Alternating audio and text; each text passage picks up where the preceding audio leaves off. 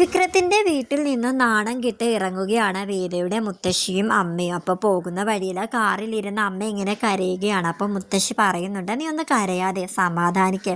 എന്തായാലും വിക്രത്തിൻ്റെ വീട്ടുകാർ ആത്മാഭിമാനമുള്ള ആൾക്കാരാണെന്ന് ഇപ്പോൾ മനസ്സിലായില്ലേ.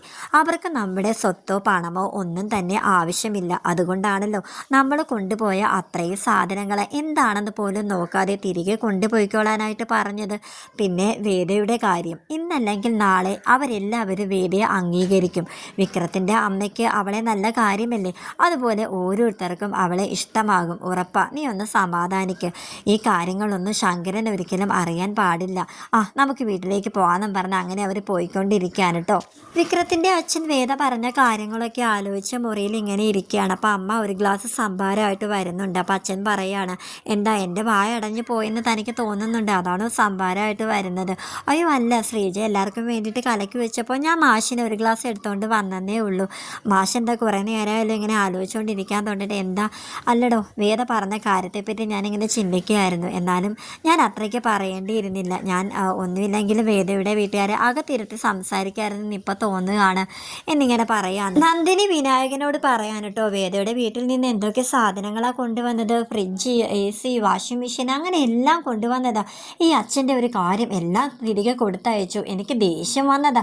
പിന്നെ അതൊക്കെ പുറത്ത് കാണിക്കാൻ പറ്റുമോ? ഞാൻ ആ ദേഷ്യത്തിൻ്റെ എല്ലാ വിവരവും വർഷയെ വിളിച്ച് അറിയിച്ചിട്ടുണ്ട്. എന്തായാലും അമ്മയ്ക്കും മുത്തശ്ശിക്കും നല്ല കോളായിരിക്കും ഇന്ന് വീട്ടിൽ ചെല്ലുമ്പോഴെന്നിങ്ങനെ പറയാനുണ്ട്. അപ്പോൾ വിനായകൻ പറയുന്നുണ്ട്, ഇവിടെയോ കുത്തിത്തിരിപ്പ് ഉണ്ടാക്കാൻ പറ്റിയില്ല, അവിടെയെങ്കിലും നടക്കട്ടെ അല്ലേ? എന്താ നിങ്ങൾ പറഞ്ഞത്?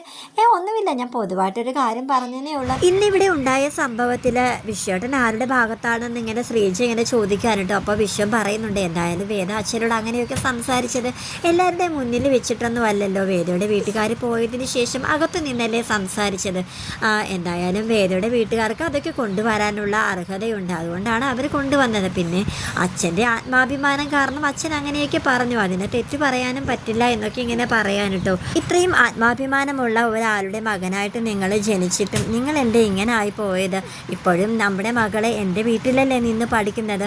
ആ ചിലവും കൂടി അച്ഛന് വഹിക്കാൻ പറ്റില്ലെന്ന് പറഞ്ഞത് കൊണ്ടല്ലേ ഞാൻ എൻ്റെ വീട്ടിൽ കൊണ്ടുവന്നാക്കിയത്. അതൊന്നും നിങ്ങൾക്ക് ഓർമ്മയില്ലേ എന്നൊക്കെ ഇങ്ങനെ ചോദിക്കാൻ കേട്ടോ. ഓർമ്മയില്ലാണ്ട് എനിക്ക് എൻ്റെ മോളെക്കുറിച്ച് ഓർമ്മയില്ലാതിരിക്കും, എന്നാലും എൻ്റെ വിഷയട്ടോ, എൻ്റെ കുഞ്ഞ് അവിടെയല്ലേ എന്നൊക്കെ ഇങ്ങനെ പറയാണ്. എല്ലാം ശരിയാകൂടി എന്നൊക്കെ ഇങ്ങനെ പറഞ്ഞ് അവർ സംസാരിക്കാൻ കേട്ടോ. നന്ദിനി വർഷയെ വിളിച്ച് കാര്യങ്ങളെല്ലാം പറഞ്ഞത് കൊണ്ട് തന്നെ അമ്മയും മുത്തശ്ശിയും വരുന്നതും കാത്തിരിക്കാൻ കേട്ടോ വേദയുടെ വീട്ടുകാർ.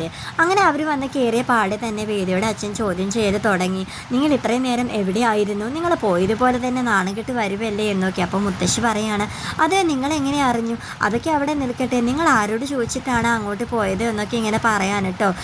ഇപ്പോൾ എന്തായി? നാണം കെട്ട് തിരികെ വന്നത് കണ്ടില്ലേ എന്നൊക്കെ പറയുകയാണ്. അപ്പം മുത്തശ്ശി പറഞ്ഞു, ആര് നാണം കെട്ടെന്നാണ് പറയുന്നത്? ഞങ്ങൾ കൊണ്ടുപോയ സാധനങ്ങളൊന്നും അവർ തിരികെ വാങ്ങിച്ചില്ല, അതിനാണ് ഇപ്പം അവരിത്തിരി ആത്മാഭിമാനമുള്ള കൂട്ടത്തിലാണ്. അതുമാത്രമല്ല, വിക്രത്തിൻ്റെ വീട്ടുകാർക്കൊന്നും നമ്മുടെ സ്വത്തോ പണമോ ഒന്നും തന്നെ ആവശ്യമില്ല, അതുകൊണ്ട് അവരതൊന്നും വാങ്ങിക്കാതിരുന്നത്. അതിന് ഞങ്ങൾ നാണം കിട്ടുമെന്ന അർത്ഥമില്ല എന്നൊക്കെ ഇങ്ങനെ പറയാൻ കേട്ടോ. വേദയുടെ അച്ഛൻ ഇങ്ങനെ കലിതുള്ളി ഇങ്ങനെ നിൽക്കാൻ കേട്ടോ. എന്നിട്ട് വേദയുടെ അമ്മയോടും മുത്തശ്ശിയോടും ആയിട്ട് ഇങ്ങനെ പറയാണ്, ഇനി മേലെ നിങ്ങൾ അവളെ കാണാൻ എന്നുള്ള പേരിൽ അങ്ങോട്ടേക്ക് ഒരിക്കലും പോകരുത്. അങ്ങനെ പോയെന്ന് ഞാൻ അറിഞ്ഞിട്ടുണ്ടെങ്കിൽ പിന്നെ നിങ്ങൾ ഈ വീട്ടിലേക്ക് തിരികെ വരേണ്ട ആവശ്യമൊന്നുമില്ല എന്നൊക്കെ ഇങ്ങനെ പറയുകയാണ്. അപ്പോൾ വേദയുടെ അമ്മയാണെങ്കിൽ എനിക്ക് എൻ്റെ മോളെ കാണണമെന്ന് തോന്നുമ്പോഴൊക്കെ ഞാൻ അങ്ങോട്ടേക്ക് പോവുക തന്നെ ചെയ്യും. നിങ്ങൾ അവളെ ഇങ്ങോട്ടേക്ക് കയറ്റത്തുമില്ല, എനിക്ക് എൻ്റെ മോളെ കാണാനായിട്ട് ആഗ്രഹമില്ല എന്നൊക്കെ പറഞ്ഞ് മുകളിലോട്ട് കയറി പോവാൻ കേട്ടോ. അപ്പം മുത്തശ്ശിയും പറയുന്നുണ്ട്, അവൾക്ക് അവിടെ മകളെന്ന് പറഞ്ഞാൽ ജീവനാണ്, അതിനേക്കാൾ ജീവനല്ലായിരുന്നു നിനക്ക് അവളെ എന്നൊക്കെ പറയാണ്.